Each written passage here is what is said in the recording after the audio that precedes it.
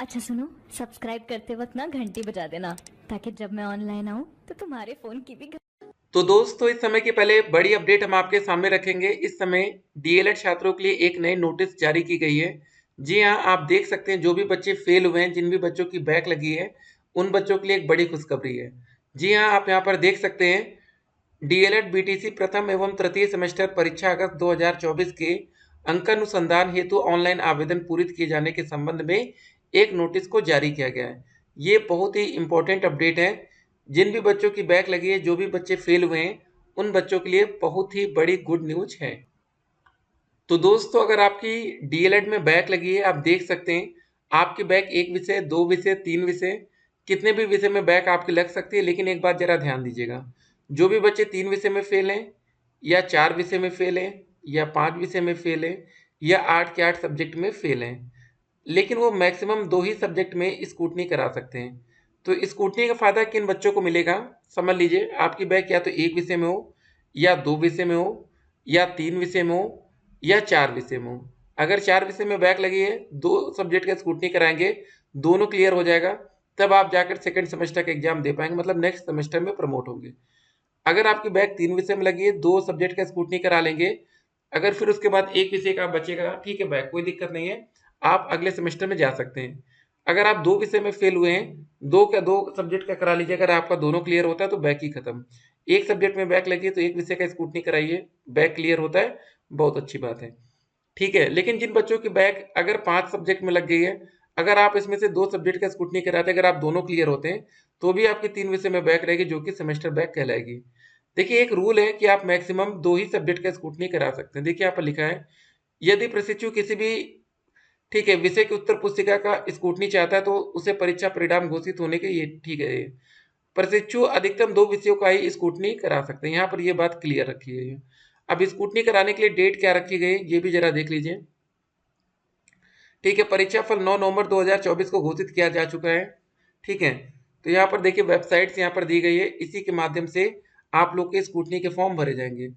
Scrutiny का form 15 नवंबर से लेकर 29 नवंबर तक पूरित किए जाएंगे। उक्त निर्धारित तिथि के उपरांत किसी भी परिस्थिति में कोई अतिरिक्त समय देय नहीं होगा। एक अच्छी बात यह है दोस्तों कि अब समय काफी कम मिलता है। पहले टाइम में क्या होता था, स्कूटनी का फॉर्म भरने के लिए आपको एक महीने का समय मिलता था। ठीक है, जो कि एक तरह से टाइम वेस्ट ही था, कोई मतलब नहीं है, क्योंकि ज्यादा बच्चे स्कूटनी का फॉर्म भरते नहीं है। अगर सभी बच्चे भी भरेंगे तो 15 दिन का फॉर्म सफिशियंट है। आप लोग को एग्जामिनेशन फॉर्म भरने के लिए इतना समय नहीं मिलता जितना स्कूटनी के लिए मिलता है। ठीक है ना, तो ये सारी बातें हैं। एक बात और देखिए, संबंधित जिला शिक्षा एवं प्रशिक्षण संस्थान द्वारा डायरेक्ट लॉगिन के माध्यम से कॉलेज द्वारा दिए गए आवेदन को दिनांक 30/11/2024 तक अप्रूव या रिजेक्ट किया जा सकता है। बाकी यहाँ पर आपको शुल्क दिया जाएगा, पैसा भरना पड़ेगा। तो ये काफी ज्यादा इंपॉर्टेंट अपडेट है। जिन भी बच्चों की बैक लगी, जो भी बच्चे फेल हुए, उन बच्चों तक इस वीडियो को आप लोग शेयर जरूर कर दीजिएगा। ठीक है, अभी आप लोग को बिल्कुल परेशान नहीं होना है। एक बात याद रखिए, जब तक स्कूटनी का आपका रिजल्ट आता है तब तक आपकी परीक्षा की तारीख भी सेकेंड और फोर्थ सेमेस्टर की आ चुकी होगी। जी हाँ, हर बार का ऐसा ही है। स्कूटनी के रिजल्ट की हम बात करें, अभी फॉर्म भरने के लिए डेट दी गई है, तो अच्छी बात है। एक बात ध्यान दीजिए, 15 नवंबर से 29 नवंबर के बीच आप अपने कॉलेज से संपर्क करके स्कूटनी का फॉर्म भर सकते हैं। तो अभी कॉलेज से जितना जल्दी हो सके संपर्क कर लीजिएगा। एक विषय का स्कूटनी का भरने के लिए 100 रुपये लगेगा, दो सब्जेक्ट के लिए 200 रुपये। बाकी आपके कॉलेज वाले कितना भी एक्स्ट्रा पैसा ले ले, देखिए आपका कितना पैसा लगेगा जब आप अपना रिजल्ट डाउनलोड किए होंगे डीएलएड का, ठीक है ना, उसमें ही लिखा है। यहाँ पर देख लीजिए, आपके रिजल्ट में, ओरिजिनल रिजल्ट में ये पहले से मेंशन किया गया है कि स्कूटनी कराने के लिए कितना पैसा आपको देना है। ठीक है, ये कोई अलग से हम लोग नहीं देखे हैं। एक बात और ध्यान दीजिए, परीक्षा अवधि में अगर मेडिकल अवकाश लेने की दशा में प्रशिक्षु को अनुत्तीर्ण समझा जाएगा और उसे नियमानुसार पुनः परीक्षा उत्तीर्ण करना पड़ेगा। ठीक है, यदि प्रशिक्षु अधिकतम किन्हीं दो विषयों में लिखित परीक्षा में अनुत्तीर्ण होता है या फेल होता है, तो उसे आगे आने वाले सेमेस्टर में पुनः लिखित परीक्षा में सम्मिलित होने की अनुमति प्रदान की जाएगी। यदि दो से अधिक विषयों में अनुत्तीर्ण होता है तो उसे पूरा सेमेस्टर दोबारा पूर्ण करना पड़ेगा। ठीक है, यदि प्रशिक्षु अधिकतम दो विषयों की लिखित परीक्षा में अनुत्तीर्ण एवं आंतरिक मूल्यांकन में डी ग्रेड प्राप्त करता है, तो उन विषयों में आने वाले अगले सेमेस्टर में पुनः प्रशिक्षण प्राप्त करना होगा। ठीक है, तो फिलहाल अभी आप लोग परेशान नहीं होना है बिल्कुल भी। तो जिन भी बच्चों की बैक लगी है, उन बच्चों के पास एक सुनहरा मौका है। ठीक है, आप अपने कॉलेज के माध्यम से बात करके स्कूटनी का फॉर्म भर दीजिएगा, जो कि सब किस्मत सही रही तो आपका सब्जेक्ट क्लियर होगा। ठीक है, तो आप 2 विषय का चयन करेंगे। जैसे यहाँ पर 3 विषय में आपको बैक दिख रही है, तो इसमें बच्चे को मैक्सिमम 2 ही सब्जेक्ट में स्कूटनी भरने का विकल्प दिया जाएगा। इसका मतलब ये नहीं कि तीनों विषय में ये स्कूटनी भर सकते हैं, नहीं। तो इनको जो भी ठीक लगेगा वो स्कूटनी भरेंगे। तो आप लोग भी यही कोशिश करिएगा कि आपको जिसमें लगे कि इसमें हमारे नंबर बढ़ सकते हैं, उसमें स्कूटनी करा लीजिएगा।